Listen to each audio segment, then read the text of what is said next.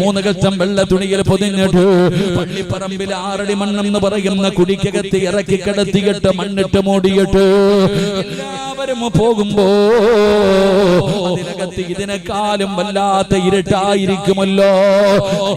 തങ്ങൾ ചോദിക്കുന്നു, ഫാത്തിമ ഇന്ന് നമ്മുടെ അതിരാത്രിയാ, ഇന്ന് നമ്മുടെ മണിയറയാ, ഈ മണിയറയ്ക്കകത്തിരുന്ന് കരയുകയാണോ?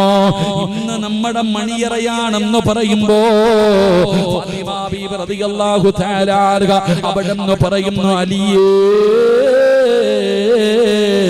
മണിയറ വിഭാഗത്തിന്റെ 1ാമത്തെ രാത്രിയല്ല, അതിരാത്രിയല്ലടാ ചെറുപ്പക്കാരാ.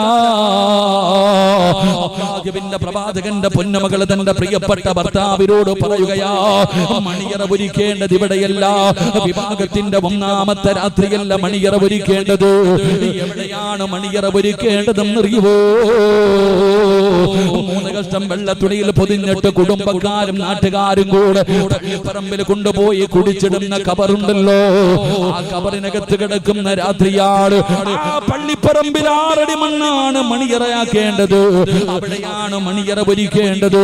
ആ കബറിനകത്ത് വരുന്ന മുൻകറും നക്കീറെന്ന് പറയുന്ന മലക്കുകളുണ്ടല്ലോ, അവസാനം സലാം പറഞ്ഞ് പിരിയുമ്പോ ആ മലക്കുകൾ പറഞ്ഞു തരണം, ലം കനൗമത്തിൽ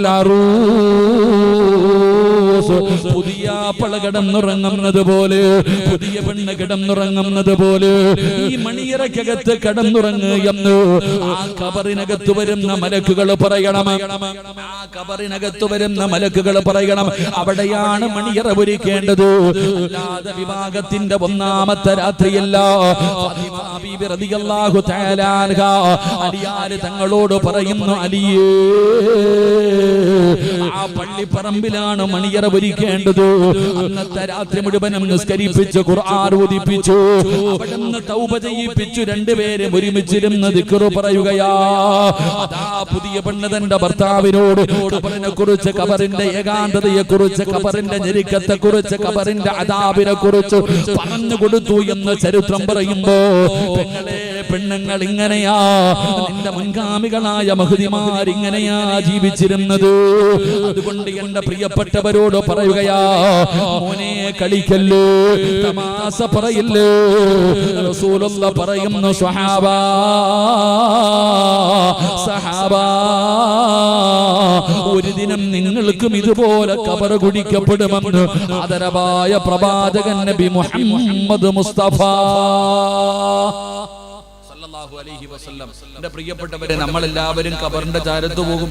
ആരെങ്കിലൊക്കെ മരിച്ച കുളിപ്പിച്ചു, കഫം പൊതിഞ്ഞു, പള്ളിയിൽ കൊണ്ടുപോയി നിസ്കാരം കഴിഞ്ഞ് 6 അടി മണ്ണിനകത്ത് ഇറക്കി വെച്ചിട്ട് ഖബറടക്കി മണ്ണിട്ടുകൊണ്ടിരിക്കുമ്പോൾ അവിടെ നിന്നുകൊണ്ട് രാഷ്ട്രീയം പറയും, അവിടെ നിന്നുകൊണ്ട് അവന്റെ കുറ്റം പറയും. ഫോൺ വന്നാ വിളിക്കും, വലിയ കച്ചവടമൊക്കെ ഉണ്ടോടാ, ബിസിനസ് ഒക്കെ ഉണ്ടോടാ, ഭാര്യ മക്കളൊക്കെ സുഖമായിട്ടിരിക്കുന്ന അവിടെ പള്ളിപ്പറമ്പിൽ നിന്നിട്ട്.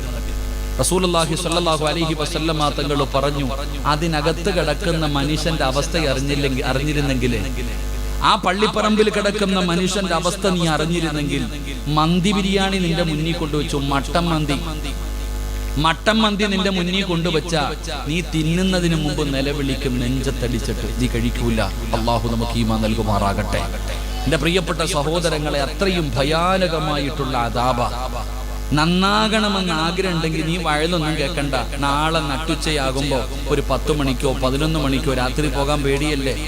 നാളെ പകൽ എപ്പോഴെങ്കിലും ഇവിടത്തെ പള്ളിപ്പറമ്പിൽ പോയിട്ട് ചുമ്മാതെ ഒന്ന് നിന്ന് നോക്ക്, നിന്റെ തുടി അങ്ങ് തീരും, നിന്റെ അഹങ്കാരം തീരും, നീ ആരൊക്കെയോ ആണെന്നുള്ള തോന്നലുണ്ടല്ലോടാ, സർവ്വതും തീരും. അള്ളാഹു നമുക്ക് ഈമാൻ നൽകുമാറാകട്ടെ. ഖബർ നിന്നോട് സംസാരിക്കും. ഞാൻ ഈ സിറാജ് സംസാരിക്കുന്നത് നിങ്ങൾ കേൾക്കുന്നത് പോലെ, എനിക്ക് നാവുള്ളതുപോലെ, നിങ്ങൾക്ക് നാവുള്ളതുപോലെ ഖബറിനും നാവുണ്ടെന്ന് നബി മുഹമ്മദ് മുസ്തഫ സല്ലല്ലാഹു അലൈഹി വസല്ലമ തങ്ങൾ പറഞ്ഞു, നാവുണ്ട്, കേൾക്കും സംസാരം. നമ്മളിപ്പോ പള്ളിപ്പറമ്പിൽ പോകുമ്പോ നമ്മൾ കേൾക്കുന്നില്ല, എന്നാൽ കേൾക്കുന്ന ഒരു സമയമുണ്ട്. ഖബർ നമ്മളോട് സംസാരിക്കും, എല്ലാവരോടും, എല്ലാ മനുഷ്യരോടും ഖബർ സംസാരിക്കും. മഹാനായ ഉമർ ഇബ്നു അബ്ദുൽ അസീസ് ഉമർ ഇബ്നു അബ്ദുൽ അസീസ് റളിയല്ലാഹു തആല അൻഹു മഹാനവറുകൾ ഒരു മനുഷ്യന്റെ മയ്യത്ത് കൊണ്ടുപോയി കബറടക്കി കഴിഞ്ഞപ്പോ എല്ലാരും പോവാ.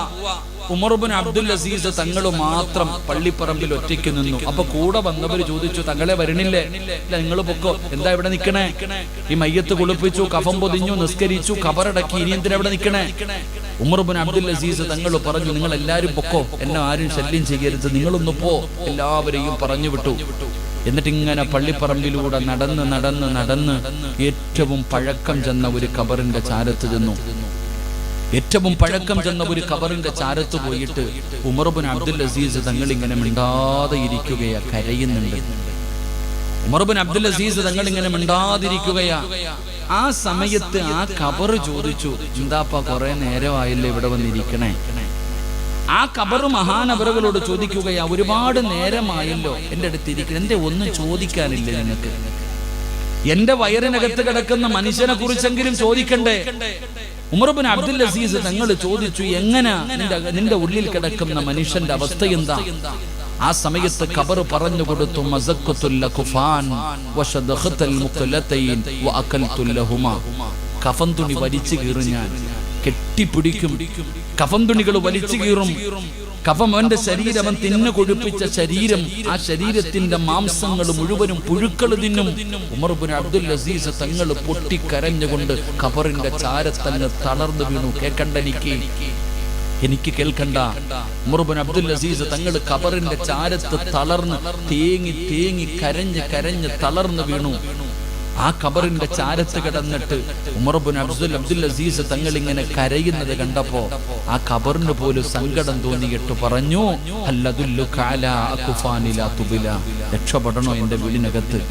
എന്റെ വീടിനകത്ത് രക്ഷപ്പെടണോ? രക്ഷപ്പെടാനുള്ള വഴി പോലും പറഞ്ഞു കൊടുത്തു എന്ന് ചരിത്രം പറയുമ്പോ സിറാജ് ഇന്ന് ഈ സമയത്ത് നിങ്ങളുടെ മുന്നിൽ പറഞ്ഞു, ഖബറിന് നാവുണ്ട്. നിങ്ങൾ പറയും, പോടാ ചങ്ങാതി, കേക്കുവിടാ മോനെ, നിന്റെ മയ്യത്ത് ഇവിടത്തെ പള്ളിപ്പറമ്പിലേക്ക് കൊണ്ടിറങ്ങുന്ന സമയം ഖബറിനകത്ത് കൊണ്ടുവെക്കുകയൊന്നും വേണ്ട. നിന്റെ ജനാസ മയ്യത്ത് നമസ്കാരം കഴിഞ്ഞിട്ട് പള്ളിപ്പറമ്പിലേക്ക് അങ്ങോട്ട് കൊണ്ടിറങ്ങുമ്പോ നീ കേൾക്കും ഖബറിന്റെ സംസാരം. അള്ളാഹു നമുക്ക് ഭാഗ്യം നൽകുമാറാകട്ടെ. ഖബർ നമ്മളോട് പറയും, വാടാ, ഇത്രയും നാളെ ഞാൻ നിന്നോട് പറഞ്ഞില്ലേ എന്റെ മുകളിൽ കൂടെ നടന്നപ്പോ? എത്രയോ പേരെ നീ പള്ളിക്കുടിയിൽ കൊണ്ടുവന്ന് കുഴിച്ചിട്ടില്ലേടാ? അന്ന് നിന്നോട് ഞാൻ പറഞ്ഞു, എന്റെ അടുക്ക വരുമ്പോ നേരെ ചൊവ്വ വരണം, എന്റെ അടുക്കൽ വരുമ്പോ നീ എന്തെങ്കിലും കൊണ്ടുവരണം. നീ അപ്പ അഹങ്കാരിയെ പോലെ നീ എന്റെ മുകളിൽ നിന്നിട്ടാടാ കാമുകിയെ വിളിച്ച് സംസാരിച്ചത്. എന്റെ ഖബറിന്റെ മുകളിൽ ഇരുന്ന ചെടി തുള്ളിപ്പറിച്ചോണ്ടാ നീ കാമുകിയോട് സംസാരിച്ചത്. എന്റെ പ്രിയപ്പെട്ടവരെ, നീ നാട്ടുകാരെ കുറിച്ച് പച്ചയിറച്ചി നിന്നത് പള്ളിപ്പറമ്പിൽ നിന്നാടാ. എന്റെ തനി സ്വഭാവം എന്താന്ന് ഞാൻ കാണിച്ചു തരാം, വാടാ എന്ന് ഖബർ നിന്നോട് പറയുന്നത് നീ കേൾക്കുമെന്ന് ആദരവായ പ്രവാചകൻ നബി മുഹമ്മദ് മുസ്തഫ. അല്ലാഹു നമുക്ക് ഈമാൻ നൽകി അനുഗ്രഹിക്കുമാറാകട്ടെ. അതുകൊണ്ട് എന്റെ പ്രിയപ്പെട്ട സഹോദരങ്ങളെ, റസൂലുള്ളാഹി തങ്ങൾ പറഞ്ഞു, ഒരു ദിവസം നിനക്കും കുഴിക്കപ്പെടും. എന്തായാലും നമുക്ക് എല്ലാവർക്കും ഒരു ദിവസം ഖബർ കുഴിക്കും. നമ്മൾ എന്തായാലും ഒരു ദിവസം മരിക്കും. അള്ളാഹു നല്ല മരണം നൽകുമാറാകട്ടെ. നമ്മൾ മരിക്കുവോ? നിങ്ങൾ മിണ്ടരുത്. സബ് ജൂനിയർ വിഭാഗം ഇന്ന് നിങ്ങൾക്ക് നിങ്ങൾക്ക് ഇന്ന് വ്രതവാ, മിണ്ടോതിരുന്നു. ഒറ്റ ആളും മിണ്ടരുത്. ഉറങ്ങിക്കോ. അവിടെ 4-4 നിന്ന് കിണിക്കുന്നുണ്ട്. അതിന്റെ തള്ളന്മാര് പിടിച്ചോ, ഇല്ലെങ്കിൽ ഇത്തിരി ബുദ്ധിമുട്ടാ. അള്ളാഹു ഈമാൻ നൽകുമാറാകട്ടെ. മരിക്കുമെന്ന് വിശ്വാസമുള്ളവരൊക്കെ ഒന്ന് കൈപൊക്കിക്കും. നിങ്ങൾ പൊക്കിയാലും പൊക്കിയില്ലെങ്കിലും ആര് പൊക്കും? നീ വേണമെങ്കിൽ പൊക്ക്, ഇല്ലെങ്കിൽ പൊക്കണ്ട. പക്ഷെ ആര് പൊക്കും? അള്ളാഹു ആണോടാ റൂഹ് പിടിക്കുന്നത്. ആര് പിടിക്കും? അസ്റായിൽ. ആ പേര് പറയാൻ തന്നെ പേടിയുണ്ട്. അള്ളാഹു കാണാൻ ഭാഗ്യം തരുമാറാകട്ടെ. ആരെ അസ്റായിലിനെ കാണാൻ അള്ളാഹു ഭാഗ്യം തരുമാറാകട്ടെ. മക്കളെ പറയത്തുള്ളൂ, പുറകിരിക്കുന്ന ഒന്നും പറയൂല. കാരണം ഓനെന്താ അസ്റായിൽ? മുമ്പേ ഇരിക്കുന്നവരൊക്കെ അസ്റായിൽ. നിങ്ങൾ പറയൂല, പേടിയാ നമുക്ക്. നീ പേടിച്ചെന്ന് പറഞ്ഞ അസ്റായിൽ തിരിച്ചു പോകുമോ? അപ്പൊ അതുകൊണ്ട് നിങ്ങളും ഉണ്ടല്ലേ എന്നല്ലടാ ഞാൻ പറഞ്ഞത്. യുവന്മാരെ പൊക്കി ഏറ്റവും പുറകെ കൊണ്ടുവരണം. ആ ബിരിയാണി ചെമ്പിന്റെ സൈഡിൽ അതാകുമ്പോ പിന്നെ കുഴപ്പമില്ലല്ലോ. പെണ്ണുങ്ങൾ എഴുന്നേറ്റ് തല്ലു കൊടുത്തോളും, മാതാപിതാക്കൾ എഴുന്നേറ്റ് പിടിച്ചോളും. എന്റെ പ്രിയപ്പെട്ട സഹോദരങ്ങളെ, എന്തായാലും നമ്മൾ ഒരു ദിവസം മരിക്കും.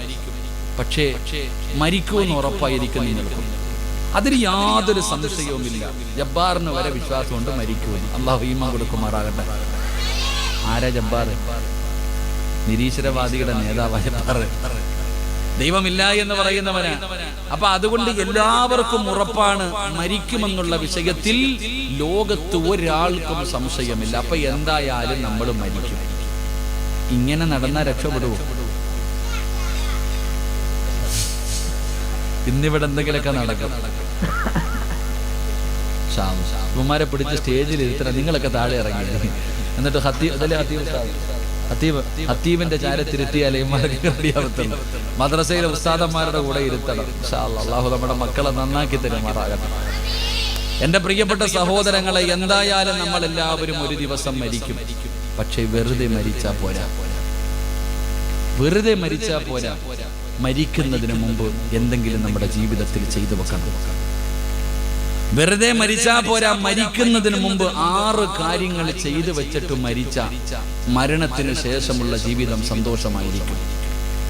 6 കാര്യങ്ങൾ ചെയ്യാതെ കയ്യും വീശിപ്പോയാ നിന്റെ കാര്യം കട്ടപ്പുകയാ. അള്ളാഹു കാക്കുമാറാകട്ടെ. 6 കാര്യങ്ങൾ ഞാൻ പറഞ്ഞു തരാം. ഈ 6 കാര്യങ്ങൾ മരിക്കുന്നതിന് മുമ്പ് നിന്നെ കൊണ്ട് ചെയ്യാൻ കഴിഞ്ഞാൽ നീ രക്ഷപ്പെടും. ചെയ്തില്ലയോ നിന്റെ കാര്യത്തിൽ തീരുമാനമായി. അള്ളാഹു കാത്തിരക്ഷിക്കുമാറാകട്ടെ. കസേര ഒഴിവുണ്ടോ? ഇപ്പൊ ഫ്രീ ആയിട്ട് കസേര കിടക്കുന്നതിനൊന്ന് പൊക്കിക്കും. നിങ്ങളുടെ ആരുടെയെങ്കിലും ഇടയിൽ കസേര ഫ്രീ ആയിട്ട് കിടപ്പുണ്ടോ? ഒന്ന് പൊക്കിക്കോ. ആ ചങ്ങായിമാർക്ക് കൊടുത്ത റോഡിലൊക്കെ നിൽക്കണതോ ഒന്ന് സംഘാടകരാരെങ്കിലും ആ കസേര ഒന്ന് അവർക്ക് അൽഹംദുലില്ലാ കാല് വെക്കുന്നത് അങ്ങ് ഒഴിവാക്കിയാൽ മതിയല്ലോ.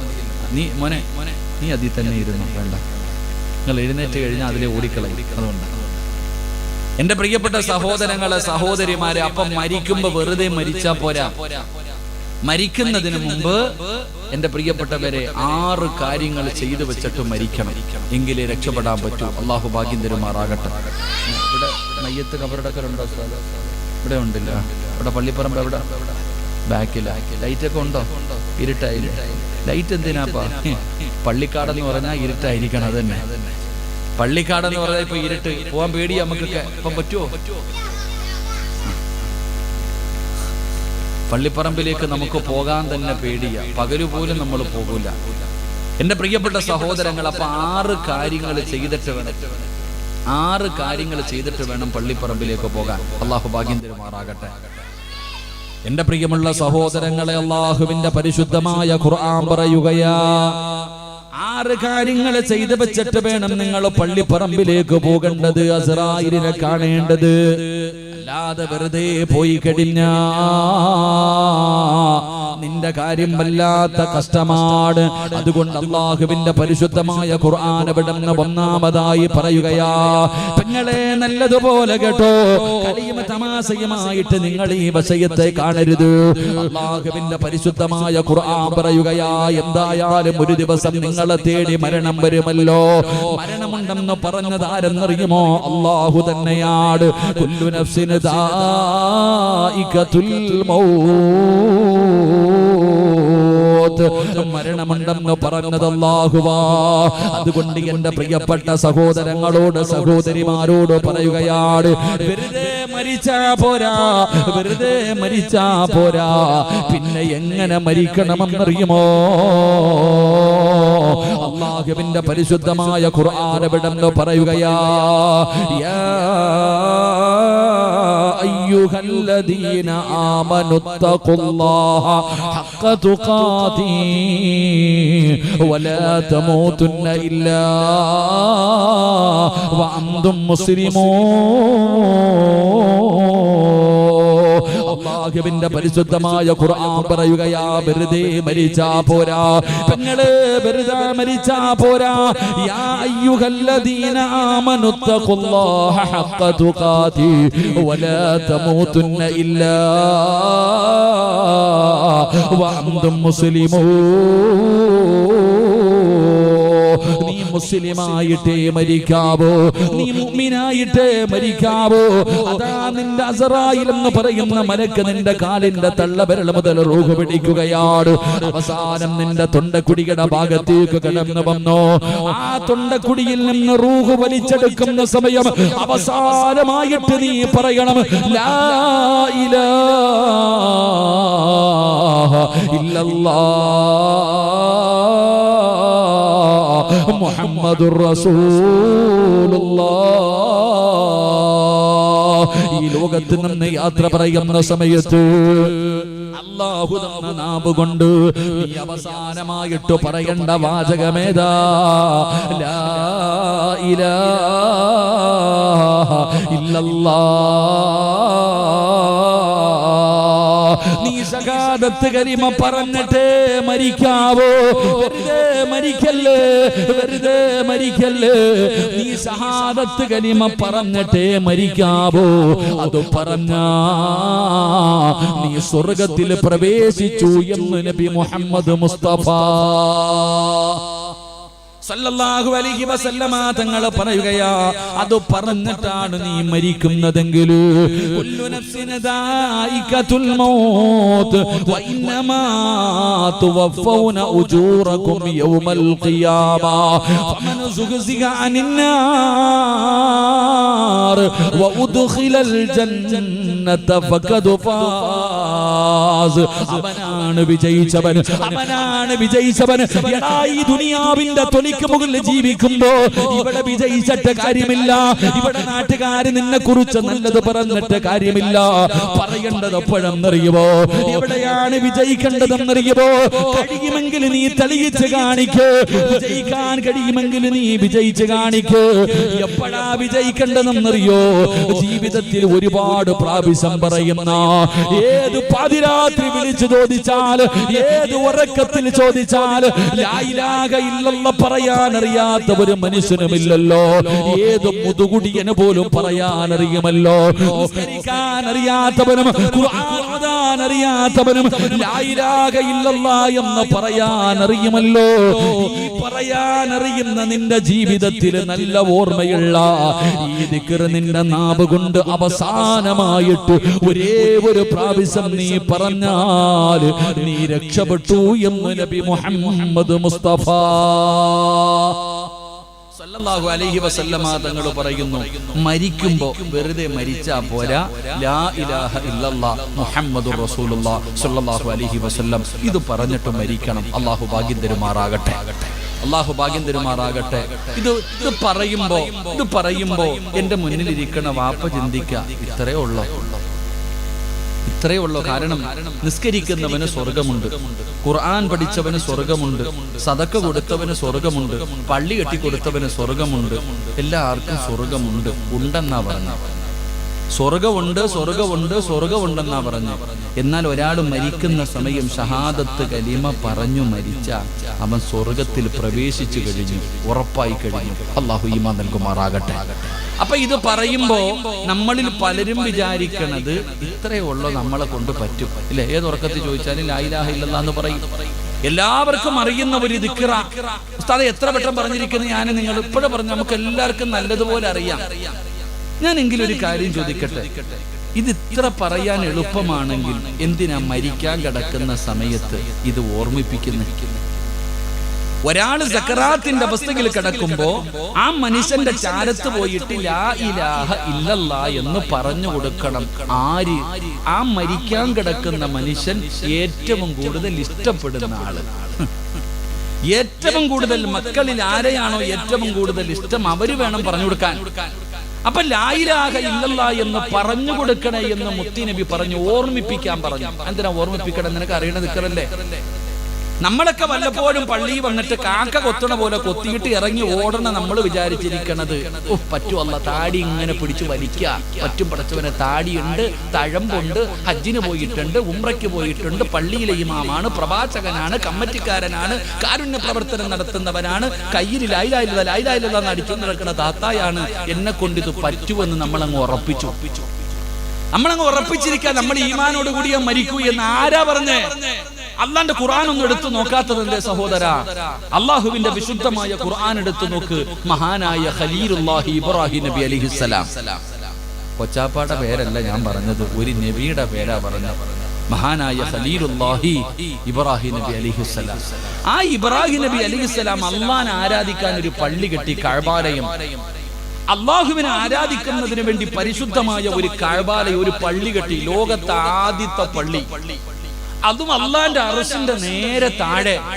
ഒരു പള്ളി കെട്ടുന്നതിനേക്കാളും വലിയ പുണ്യമില്ല. പള്ളിയുടെ പണി പൂർത്തിയായി കഴിഞ്ഞപ്പോ ഇബ്രാഹിം നബി അലൈഹിസ്സലാം തന്റെ മകനായ ഇസ്മായിൽ നബി അലൈഹിസ്സലാമിനെ വിളിച്ചു.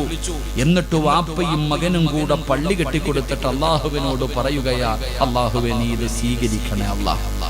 അള്ളാഹുവെ ഒരു പള്ളി കെട്ടി പടച്ചവനെ നീ സ്വീകരിക്കണേ അല്ലാഹ്. രണ്ടാമത്തെ ചോദ്യം എന്തെന്നറിയോ? അല്ലാഹ് നീ ഈമാനോടുകൂടി മരിപ്പിക്കണേ അല്ലാഹ്. ഇബ്രാഹിം നബിക്ക് ആ ഉറപ്പില്ലായിരുന്നു. കഅബാലയത്തിൽ ചെല്ലുമ്പോ ഇബ്രാഹിം നബിയെ എന്തൊക്കെ ഇബ്രാഹിം നബി നമുക്ക് മറക്കാൻ പറ്റുമോ? ആ ഖലീലായ ഇബ്രാഹിം നബി അലൈഹിസ്സലാം പോലും അള്ളാഹുവിനോട് പറയുകയാ, അല്ലാഹ് പടച്ചവരെ ഈമാനോടുകൂടി മരിപ്പിക്കണേ അല്ലാഹ്. ആമീൻ പറയണ ആരാ? ആമീൻ പറയുന്നത് ആരാ?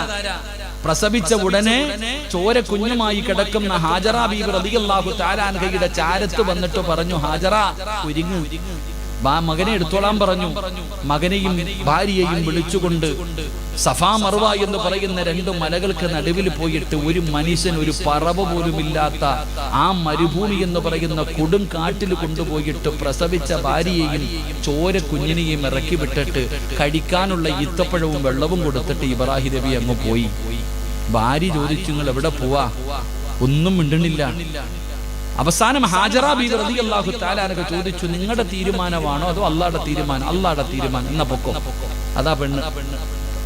ഭർത്താവ് മരിച്ചാൽ ഞാൻ എന്ത് ചെയ്യുമെന്ന് നെഞ്ചിതടിക്കലല്ല. ഹാജറ ബീവി റളിയല്ലാഹു തആല അൻഹ ചോദിച്ചു, അള്ളാഹുടെ തീരുമാനമാണോ നിങ്ങളുടെ തീരുമാനമാണോ? അള്ളാഹുടെ തീരുമാനം. എന്നാ പിന്നെ ധൈര്യമായിട്ട് പൊക്കോ, തിരിഞ്ഞു പോലും നോക്കണ്ട, റബ്ബ് നോക്കിക്കൊള്ളും. പോയിട്ട് വർഷങ്ങൾ കഴിഞ്ഞിട്ട് ഇബ്രാഹിം നബി തിരിച്ചു വന്നു മോനെ കാണാൻ. മകനെ കാണാമെന്നും മകനോട് സ്നേഹം. ചരിത്രം പറയുന്നു, തന്റെ മകനോട് വല്ലാത്ത സ്നേഹം. എവിടെ പോയാലും വാപ്പയുടെ കൈ പിടിച്ചിട്ട് ഇബ്രാഹിം നബിയും ഇസ്മായിൽ നബിയും നടക്കും, വാപ്പയും മോനും. അപ്പൊ മകനോടുള്ള സ്നേഹം കൂടിയപ്പോ അള്ളാഹ് ഒന്നുകൂടെ ടെസ്റ്റ് ചെയ്തു. അവിടെ നറുത്തു കൊടുക്കാൻ പറഞ്ഞു. ഒരു ദിവസം 11 വയസ്സ് പ്രായമുണ്ട് ഇസ്മായിൽ നബിക്ക്. ഇസ്മായിൽ നബിക്ക് 11 വയസ്സ് പ്രായമുള്ളപ്പോ ഒരു ദിവസം രാവിലെ വാപ്പ വന്നിട്ട് മോനോട് ചോദിക്കുക, മോനെ, അവിടെ നിന്ന് ഖുർആൻ പറയുന്നുണ്ട്, മകനോട് ചോദിച്ചു, മോനെ വാപ്പ ഇന്നലെ ഒരു സ്വപ്നം കണ്ടു, മോനെ അറുത്തു കൊടുക്കാൻ അള്ളാഹ് പറഞ്ഞിരിക്കുകയാ, എന്താ മോന്റെ അഭിപ്രായം? 55 വയസ്സുകാരനോടല്ല ചോദിച്ചത്, 11 വയസ്സുള്ള ഒരു മകനോട്.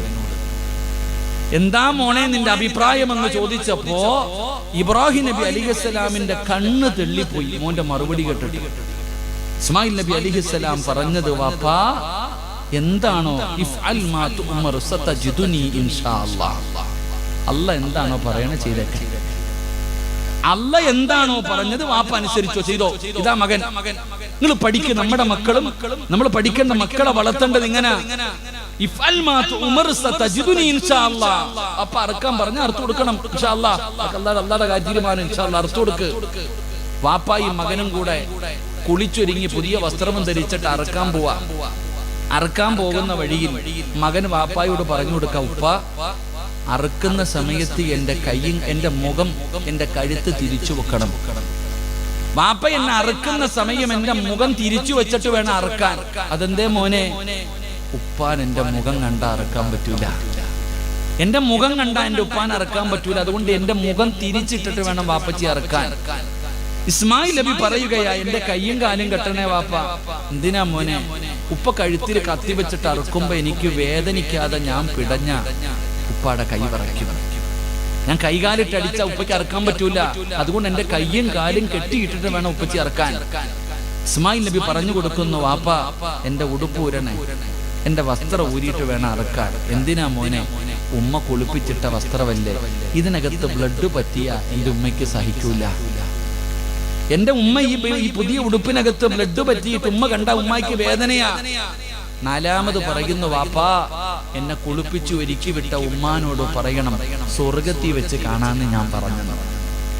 അള്ളാന്റെ സ്വർഗത്തിൽ വെച്ച് കാണാമെന്ന് പറഞ്ഞു എന്ന് പറയണമെന്ന് പറഞ്ഞ ഇസ്മായിൽ നബി അലൈഹിസ്സലാം ഈ മകനും കൂടെ ആയിരുന്നു ദുആ ചെയ്യുന്നത്. അല്ലാഹുവേ, ഈ ലോകത്ത് നിന്ന് യാത്ര പറയുമ്പോ ഈമാനുള്ള മരണം തരണേ അല്ലാഹ്. അല്ലാഹു നമുക്ക് ഈമാൻ നൽകുമാറാകട്ടെ. ഖുർആനിന്റെ മറ്റൊരു ഭാഗം നോക്കി. യൂസുഫ് നബി അലൈഹിസ്സലാം ഈജിപ്തിന്റെ ഭരണാധികാരിയായി തന്റെ രാജസിംഹാസനത്തിലേക്ക് കേറുമ്പോ യൂസുഫ് നബി അല്ലാഹുവിനോട് ദുആ ചെയ്യുകയാ, റബ്ബി ഖദ് ആതൈതനി മിനൽ മുൽക്ക് വഅല്ലംതനി മിൻ തഅവീലിൽ ഹദീസ്. ഹദീസ് പരിശുദ്ധമായ ഖുർആൻ അവിടെന്ന് പറയുകയാ. അവിടെന്ന് മൂസ ഈസ മഹാനായ യൂസുഫ് നബി അലൈഹിസ്സലാം അല്ലാഹുവിനോട് പറയുന്നു, തവഫനി മുസ്ലിമാ, തവഫനി മുസ്ലിമാ, എന്നെ മുസ്ലിമായിട്ട് മരിപ്പിക്കണേ അല്ലാ, എന്നെ മുസ്ലിമായിട്ട് മരിപ്പിക്കണേ അല്ലാ. യൂസുഫ് നബി ദുആ ചെയ്യുകയാ. യൂസുഫ് നബി കുറപ്പില്ലായിരുന്നു. മഹാനായ ഇബ്രാഹിം നബി അലൈഹിസ്സലാം, മഹാനായ യാക്കൂബ് നബി അലൈഹിസ്സലാം, രണ്ട് പിതാക്കന്മാർ, രണ്ട് പ്രവാചകന്മാർ തന്റെ മക്കളോട് വസിയത്ത് ചെയ്യുകയാ. വവസാ ബിഹാ ഇബ്രാഹിം ബനീഹി വയാക്കൂബ് യാ ബനിയ ഇന്നല്ലാഹ അസ്തഫാ ലക്കുമുദ്ദീന ഫലാ തമൂതുന്ന ഇല്ലാ വഅൻതും മുസ്ലിമൂൻ. ഇബ്രാഹിം നബിയും യാക്കൂബ് നബിയും മക്കളോട് പറഞ്ഞു കൊടുക്കുകയാ, മുസ്ലിമായിട്ടേ മരിക്കാവൂ, മുസ്ലിമായിട്ടേ മരിക്കാവൂ. അവർ കുറപ്പില്ലായിരുന്ന സഹോദരാ. എന്തിനാ ആദരവായ പ്രവാചകൻ നബി മുഹമ്മദ് മുസ്തഫ ഈ പ്രപഞ്ചം തന്നെ സൃഷ്ടിക്കാൻ കാരണക്കാരനായ അസ്റഫുൽ ഖൽഖായ തങ്ങളുണ്ടല്ലോ, അതിരാത്രി സുജൂദിൽ കിടന്ന് കരയുകയാണ്. ആയിഷാ ബീബി റളിയല്ലാഹു തആല പറയുകയാ, അല്ലാഹുവിന്റെ പ്രവാചകന് കരയുന്ന കരച്ചിൽ കേട്ടിട്ട് ഞെട്ടിയുണരുകയാണ്. എന്തിനാ മുത്തുനബി കരയുന്നത്? ആയിഷാ ബീബി റളിയല്ലാഹു തആല നോക്കുമ്പോ അല്ലാഹുവിന്റെ റസൂൽ സുജൂദിൽ കിടന്ന് ദുആ ചെയ്യുകയാ. എന്തോ പറഞ്ഞുകൊണ്ടാണ് കരയുന്നത്, എന്തോ പറഞ്ഞുകൊണ്ടാണ് കരയുന്നത്. അല്ലാഹുവേ, ആയിഷാ ബീബി അടുത്തേക്ക് ചെല്ലുകയാ. അല്ലാഹുവിന്റെ റസൂൽ എന്താണ് പറയുന്നതെന്ന് കേൾക്കാൻ അടുത്തേക്ക് ചെല്ലുമ്പോ അല്ലാഹുവിന്റെ റസൂൽ പറയുന്നത് എന്ത് പറഞ്ഞിട്ടെന്നറിയോ? യാ മുകല്ലിബൽ ഖുലൂബ്,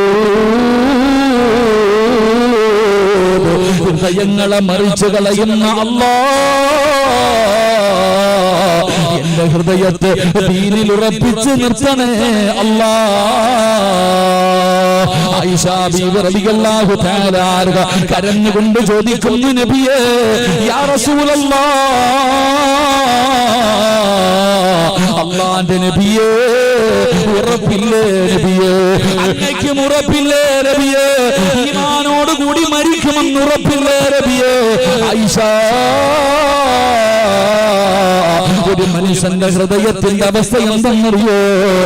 മൂലിൽ കെട്ടി തൂക്കിയിട്ടിരിക്കുന്ന പട്ടം പോലെയാ. കാറ്റടിച്ചാൽ എങ്ങോട്ട് വേണമെങ്കിലും പറക്കുമല്ലോ, എങ്ങോട്ട് വേണമെങ്കിലും പറക്കാമല്ലോ. എന്താ ചിന്തിക്കാത്തത്? ഒരുപാട് ചരിത്രങ്ങൾ പഠിച്ചവനല്ലോ. അല്ലാഹുവിന്റെ ഖുർആൻ ഒരുപാട് ചരിത്രങ്ങൾ പറയുന്നല്ലോ. ജീവിച്ചിരുന്ന കാലം മുഴുവനും മുസ്ലിമായി ജീവിച്ചിട്ട് അവസാനം കാഫിറായി ചത്തുപോയ എത്ര പേരുണ്ട് ചെറുപ്പക്കാരാ? മുസ്ലിമായി ജീവിച്ച് അവസാനം കാഫിറായിട്ട് മരിച്ചുപോയി എത്ര പേരുടെ ചരിത്രം നിനക്ക് വേണം? അല്ലാഹു നമുക്ക് ഈമാൻ നൽകുമാറാകട്ടെ.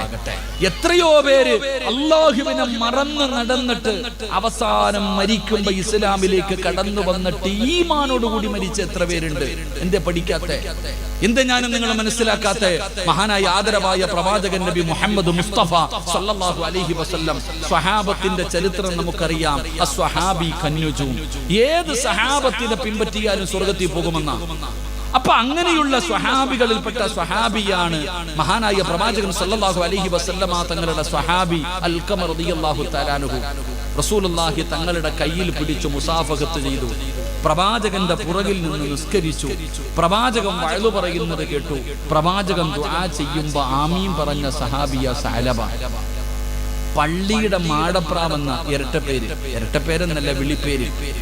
സ്വഹാബികൾ വിളിച്ചിരുന്നു പള്ളിയുടെ മാടപ്രാവ്. അങ്ങനത്തെ സഹാബി.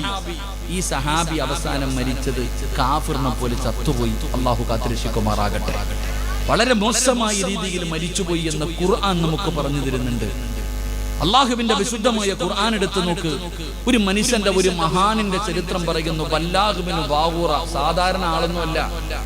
അല്ലാഹുവേ, മൂസാ നബി അലൈഹിസ്സലാമിന്റെ കാലഘട്ടത്തിൽ ജീവിച്ച മനുഷ്യന അർശ് നോക്കി പാഠമെടുക്കുന്ന ആൾ, അസ്മാഉൽ ഹുസ്ന കാണാതെ പറയാൻ അറിയുന്ന ആൾ, അല്ലാഹുവിനോട് ദുആ ചെയ്താൽ അല്ലാഹു ദുആ സ്വീകരിക്കുന്ന മഹാൻ. പട്ടിയെ പോലെ ചത്തുപോയത്. അള്ളാഹു കാത്തിരക്ഷിക്കുമാറാകട്ടെ. എന്റെ പ്രിയപ്പെട്ട സഹോദരങ്ങളെ, ഞാൻ പറഞ്ഞു വന്നത്, എപ്പോഴാണ് മനുഷ്യന്റെ മനസ്സ് മാറുന്നതെന്നറിയില്ല. കടം കേറി കേറി കേറി തൂങ്ങുന്നവരുണ്ട്. രോഗം വന്നിട്ട് മനസ്സമാധാനമില്ലാതെ ചാവുന്നവരുണ്ട്. എന്റെ പ്രിയപ്പെട്ട സഹോദരങ്ങളെ, നമ്മൾ ഓരോരുത്തരെയും എന്നാൽ അള്ളാഹുവിനെ മറന്ന് കമല സുരയ്യ എന്ന് പറയുന്ന മാധവിക്കുട്ടി എന്ന് പറയുന്ന ഒരു പെണ്ണുണ്ടായിരുന്നു. നമുക്കൊക്കെ അറിയാം. അവരുടെ കഥകളും അവരുടെ നോവലുകളും വായിച്ച നാണം തോന്നും. കാരണം അത്രയ്ക്കും സെക്സ് രീതിയിലാണ് അവർ കഥ എഴുതുന്നത്.